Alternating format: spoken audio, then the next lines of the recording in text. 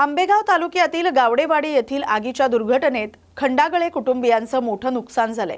संकटाच्या काळात ग्रामस्थांनी माणुसकीचं दर्शन घडवत मदतीचा हात पुढे केलाय। घटनेची माहिती मिळताच गावातील नागरिकांनी तातडीनं एकत्र येत देणगी स्वरूपात आर्थिक मदत गोळा करण्यास सुरुवात केली आहे। जमा झालेली रक्कम पीडित कुटुंबाला देण्यात येते। त्यांच्या पुनर्वसनासाठी प्रयत्न सुरू झालेत। याशिवाय स्थानिक लोकप्रतिनिधींनीही कुटुंबाची भेट घेऊन सर्वतोपरी मदत करण्याचं आश्वासन दिले। शासनाकडून देखील नुकसान भरपाई मिळावी यासाठी हालचाली सुरू झाल्यात। या मदतीमुळे संकटात सापडलेल्या खंडागळे कुटुंबाला पुन्हा उभं राहण्यासाठी आधार मिळतोय। गावडेवाडीतील एकजूट आणि सहकार्याची भावना अधोरेखित झाली। या बातमीचा आढावा घेतलाय प्रतिनिधी सुदामराव कराळे पाटील यांनी। न्यूज मराठी 24/7 मध्ये कराळे पाटील या ठिकाणी आपण आलेलो आहोत। खऱ्या अर्थानं आंबेगाव तालुक्यातील एका आदिवासी ठाकर समाजाच्या घराला आकस्मिकपणे आग लागली आणि आग लागून आगीमध्ये सर्व प्रपंच आणि जनावरं किंवा शेळ्या मेंढ्या पूर्णपणे भस्मसात झालेल्या आहेत। खऱ्या अर्थानं कधी कुणाच्या आयुष्यामध्ये अशा वाट्याला येऊ नये अशा पद्धतीनं हे या ठिकाणी घडले।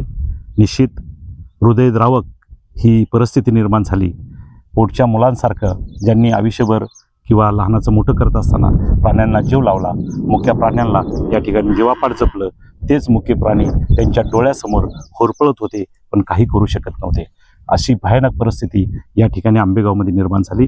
आंबेगाव तालुक्यातील गावडेवाडी गावामध्ये आदर्शगाव गावडेवाडी गावामध्ये एका बाजूला निर्जन वस्ती आहे आणि या निर्जन वस्तीमध्ये हे जे कुटुंब राहत होतं या कुटुंबावर हा काळाचा घाला या ठिकाणी आहे।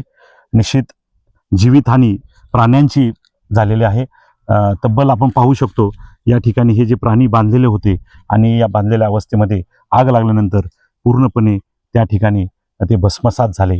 आपण पलीकडच्या बाजूला पाहू शकतो की त्या ठिकाणी पूर्णपणे ग्रामस्थांच्या मदतीनं किंवा या सगळ्या कुटुंबियांच्या मदतीनं JCBने खड्डे घेऊन त्यामध्ये त्यांचं दफन केलेलं आहे। तर आपण अजूनही पाहू शकतो या बाजूला इकडे आपण पाहतोय की खरं तर या ठिकाणी घरातला एक महत्त्वाचा भाग असतो। जसे म्हणतो आपण आई वडील तसे नवरा बायको। निश्चित नवरा बायको नात्यानं हे सगळं उभं करताना या ठिकाणी माऊली आहेत, त्यांनी ही जी लेकरं बाळांप्रमाणे या जनावरांना जीव लावला। ती जनावरं त्यांच्याबरोबर नाहीत किंवा शेळ्या मेंढ्या नाहीत, त्यांच्याकडे जाऊया, त्यांची भावना काय आहे। एकूणच प्रपंच उघड्यावर आलेला आहे, त्यांना आधार नाही, त्यांच्या भावना काय आहेत। माऊली मला सांगा की हे सगळं घडत होतं, घडल्यानंतर तुम्ही पाहिल्यानंतर तुमच्या मनामध्ये कालची आम्ही व्हिडिओ पाहिली, आक्रोश मनामध्ये आला, रडत बसलात किंवा रडता रडता सांगत होतात की हे मी आता काय करू। निश्चित उद्याच्या काळामध्ये तुम्हाला मदत तर जनतेची समाजाची होईल, परंतु पुन्हा एकदा हे सगळं उभं राहील असं राहतो बघ बोलताय। तुम्ही तुमच्या शेळ्या मेंढ्यांबरोबर आजपर्यंत दिवस घालवले, उद्या आता ही सगळी बकरं जनावरं तुम्हाला उद्या घ्यायच्यात, घेतल्यानंतर पुन्हा एकदा ते सगळं उभं करायची, त्यात बराचसा काळ जाणार आहे। पण निश्चित आज जी जनावरं या ठिकाणी आहेत ती देखील आपण त्यांच्या डोळ्यात देखील तुमच्याप्रमाणे पाणी दिसते। नेमकी त्यांच्याकडे जाऊया आणि बघूया की त्यांच्या मनात देखील आत्ताच्या भावना काय असतील। कारण या ठिकाणी त्यांचे सहकारी किंवा जी काही जनावरं आहेत ती देखील नाहीत, त्यांच्या समोर आग लागलेली त्यांनी पाहिलेली आहे आणि हे सगळं भयानक प्रसंग त्यांनी देखील पाहिलेला आहे।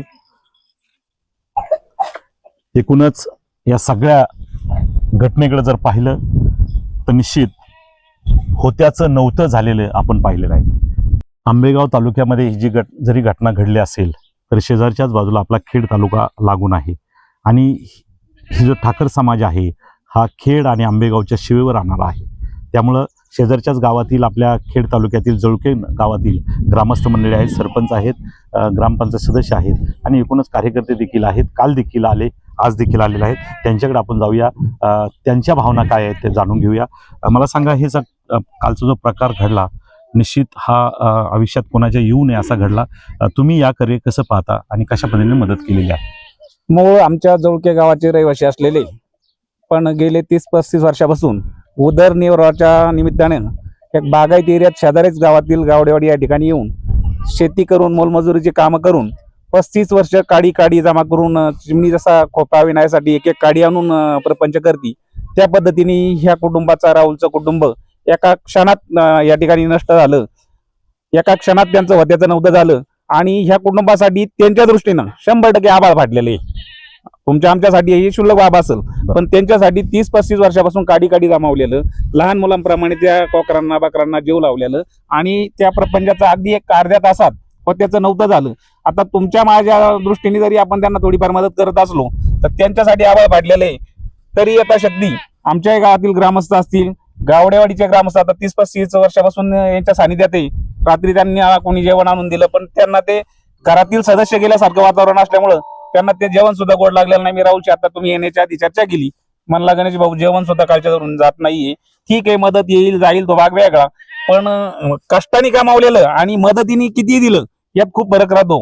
ही अशी एक भावना आमच्या ग्रामस्थांची आहे. सर्व ग्रामस्थ मदत करताय. त्या ग्रामस्थांचं सरपंच असतील, आम्ही सर्व आपण एकदा धन्यवाद देतो त्यांना. अजूनही समाजाकडून ही अपेक्षा करतो का ज्यांना जेवढे शक्य आहे त्या लोकांनी यथाशक्ती मदत करावी, एवढंच या ठिकाणी आम्ही सांगू शकतो.